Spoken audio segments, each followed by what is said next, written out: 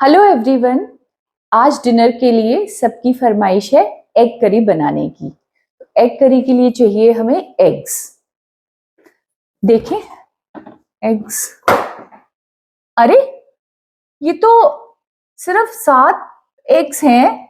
Egg curry बनाने के लिए तो हमें बहुत सारे एग्स चाहिए। एक्चुअली हम लोग फैमिली है, we are a family of 6, तो एटलीस्ट 12-13 एग्स चाहिए। एग्स कहाँ चले गए? आओ बताऊं तुम्हें अंडे का फंडा, ये नहीं प्यारी कोई मामूली अंडा, इसमें छुपा है जीवन का फलसफा, इसमें छुपा है जीवन का फलसफा। मिल जाए अगर स्पर्म से तो बन जाए ये बच्चा, मिल जाए अगर स्पर्म से तो बन जाए ये बच्चा। अरे, आज के वीडियो में कभी अंडा करी बन रही है और कभी अंडे का फंडा डिस्कस हो रहा है। तो ये मामला क्या है? आज हम इस चैनल पर क्या कवर करने जा रहे हैं? तो आज हम डिस्कस करेंगे द एग स्टोरी, मतलब ह्यूमन एग्स की बात करेंगे। उनके शुरुआत से पेट के अंदर से लेके बाहर तक की जर्नी को डिस्कस करेंगे। और ये इसलिए ज़रूरी है क्योंकि जैसे भाग दौड़ की हमारी ज़िंदगी है और हम लेट मैरिज करते हैं, प्रोफेशनल सेटलमेंट्स चाहते हैं, कभी हमें कोई पसंद नहीं आता है इसलिए लेट मैरिज होती है, और करते करते कई बार पेरीमिनोपॉजल स्टेज तक आपकी मैरिज होती है। तो तब अगर आप इनफर्टिलिटी स्पेशलिस्ट के पास जाते हैं तो सबसे पहले वो आपको कहते हैं कि आपका एग रिजर्व खत्म है। तो इसका क्या मतलब है? ये एग्स की क्या प्रॉब्लम है जो आज की डेट में बहुत इम्पॉर्टेंट हो गई है?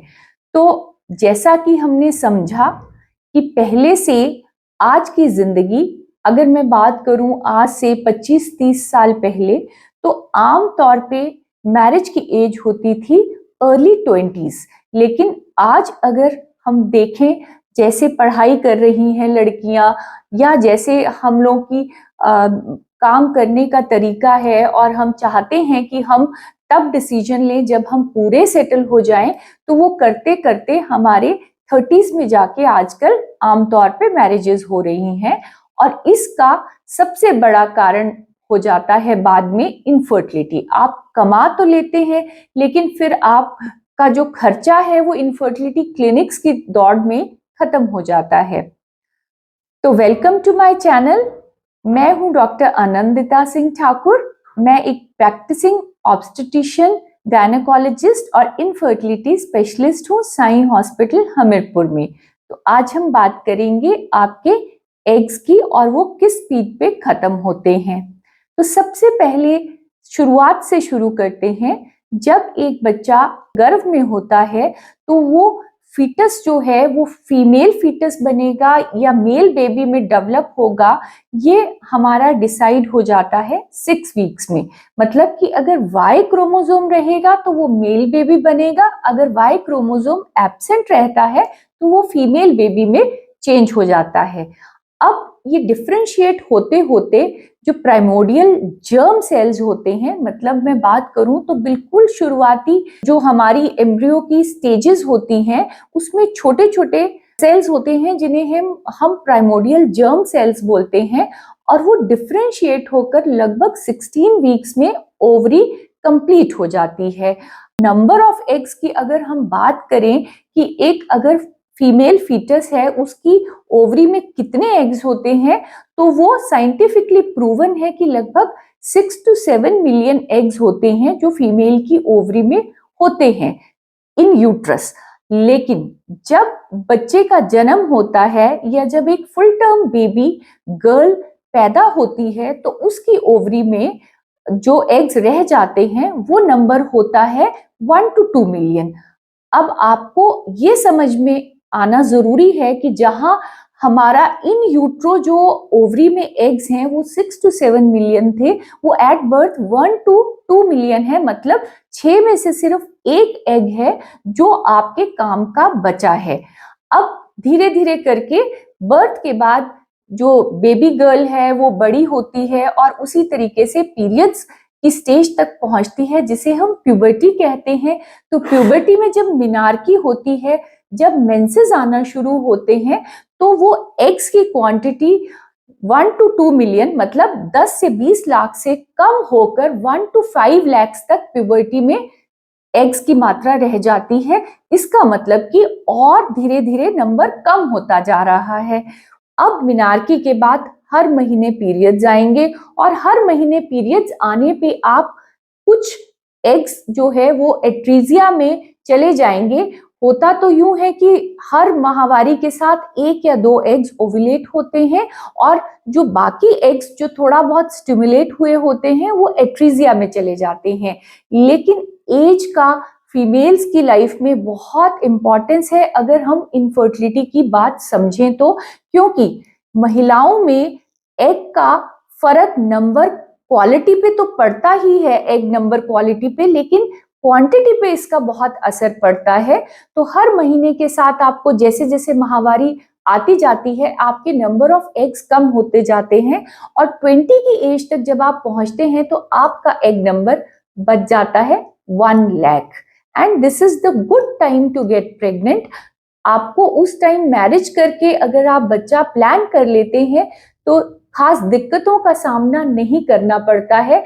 लेकिन जैसा कि मैंने पहले भी कहा, आज की डेट में इट इज वेरी डिफिकल्ट कि आप सब चीज छोड़ के जल्दी से शादी कर लें। अर्ली 20s में सबकी अपनी प्लानिंग होती है, बच्चों की अपनी प्लानिंग होती है। तो अगर आप प्रोफेशनल दौड़ में अपने आप को डुबो चुके हैं उस टाइम, तो आप नेचुरली बेबी प्लान करते करते आपकी 32, 33, 35 तक एज पहुंच जाती है। तो मैं आपको ये बताना चाहूंगी कि जो 32 की एज है, मतलब कि इस चीज पे ध्यान दीजिएगा, it is not 35, it is 32। 32 की एज के बाद बहुत ड्रास्टिकली एग नंबर में कमी आती है और तो और हमें जो है वो क्वालिटी ऑफ एग बहुत पुअर होने लगती है। 32 की एज में सिर्फ 27,000 एग्स जो हैं वो रह जाते हैं। तो कहा 20 साल की उम्र में आपके पास है 1 लाख एग नंबर जो कि क्वालिटी में भी अच्छा है, और 32-33 की एज में आपके पास 27,000 एग हैं जो कि क्वालिटी वाइज भी थोड़े पुअर हैं। तो ये भी एक रीजन होता है कि जब आप 30s की एज में, स्पेशली लेट 30s में प्लान करते हैं तो आपको कंसीव करना मुश्किल जाता है।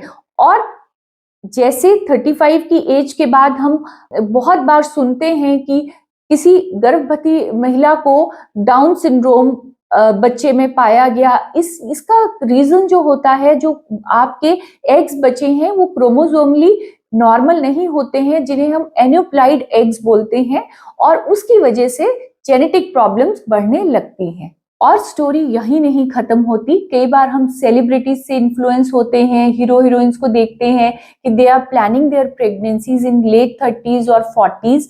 तो इसमें ऐसा है कि कई बार हमें कंप्लीट ट्रुथ नहीं मालूम रहता, क्योंकि हो सकता है उन्होंने आईवीएफ करवाया हो या किसी इनफर्टिलिटी ट्रीटमेंट का सहारा लिया हो।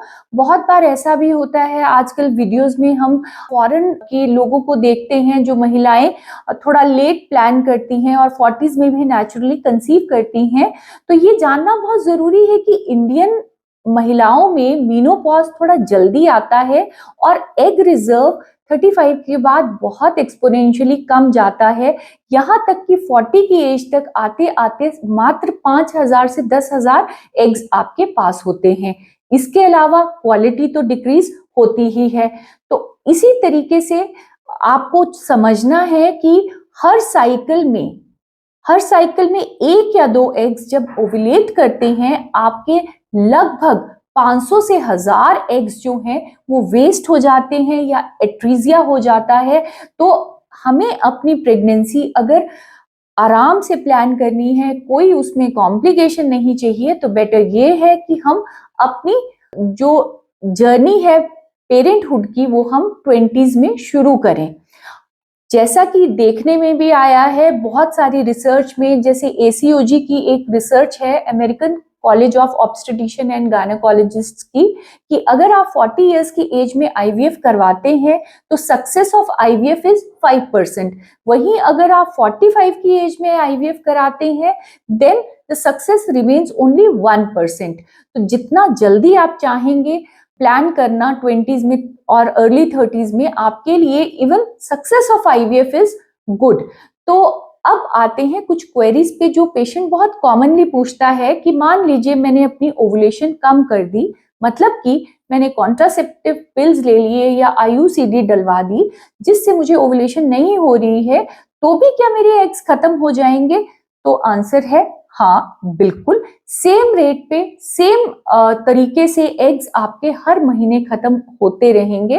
यहाँ तक कि पीसीओडी में जहाँ हमें पीरियड्स आते हैं 2 महीने में, 3 महीने में, लेकिन हमारे एग्स उसी रेट से डिक्लाइन करते जाते हैं और एट्रीजिया होता जाता है। पीसीओडी में भी ऐसा ही होता है कि आपका मेनोपॉज ऑलमोस्ट उसी एज के आसपास आ जाता है। अब बात करते हैं कि क्या आईवीएफ के पेशेंट्स में एग्स जल्दी खत्म हो जाते हैं, कि जिन्होंने स्टिमुलेशन करवाया है आईवीएफ का तो क्या उनका नंबर खत्म हो जाता है? नहीं, ऐसा नहीं है। जब हम आईवीएफ के लिए स्टिमुलेट करते हैं या एग्स बनाते हैं तो एक साइकिल में जितने एग्स अदरवाइज आपके स्टिमुलेट होने होते हैं या एट्रीजिया होना होता है, हम उन्हीं एग्स को स्टिमुलेट करके निकाल सकते हैं। मतलब आपका कोई भी लॉस नहीं होता है इवन अगर आप आईवीएफ में एग्स स्टिमुलेट करवा रहे हैं। तो ये कुछ बेसिक सी क्वेरीज रहती हैं एग्स और एजिंग को लेके कि हम अपनी एग्स को किस तरीके से यूज करें ताकि हम बड़ी आराम से कंसीव कर सकें। आज की डेट में जो बहुत एक अच्छी टेक्निक है, जो कुछ मेरे पेशेंट्स हैं और जो पढ़ाई लिखाई या प्रोफेशन में बिजी हैं, उन लोगों ने इवन एग फ्रीजिंग का ऑप्शन लिया है which is a very good option with advancing times. उनको ये, या आपके लाइफ पार्टनर हैं तो आप एम्ब्रियो फ्रीज करके रख सकते हैं फॉर अनदर 5 years 6 years, और आप अपनी प्रेगनेंसी को थोड़ा लेट भी प्लान कर सकते हैं जब आप स्टेबल हैं लाइफ में या फाइनेंशियली स्टेबल हैं। जहां तक की बात करें क्वालिटी की, हम दूसरे वीडियो में एग की क्वालिटी पे बात करेंगे। तो मुझे लगता है आज के वीडियो में इतना ही आपने समझा होगा कि एग्स का नंबर कैसे कम होता है, और इस चीज को सबको जानना चाहिए कि हमें किस स्टेज पे मैरिज करके सेटल होके प्लानिंग करनी है ताकि हमारी लाइफ बिल्कुल आराम से बीत सके, हमें कोई इनफर्टिलिटी स्पेशलिस्ट की जरूरत ही ना पड़े। Thank you so much. आपने कुछ नया ही जाना होगा। आई होप ये वीडियो आपको पसंद आए, तो इसे लाइक और सब्सक्राइब करना ना भूलें, और कोशिश कीजिए अपनी यंग फ्रेंड्स को ज्यादा से ज्यादा सर्कुलेट करने की, ताकि वो जल्दी ही स्टेबल लाइफ और जल्दी ही सेटल होने का सोचें और मदरहुड का भी मजा लें। Thank you.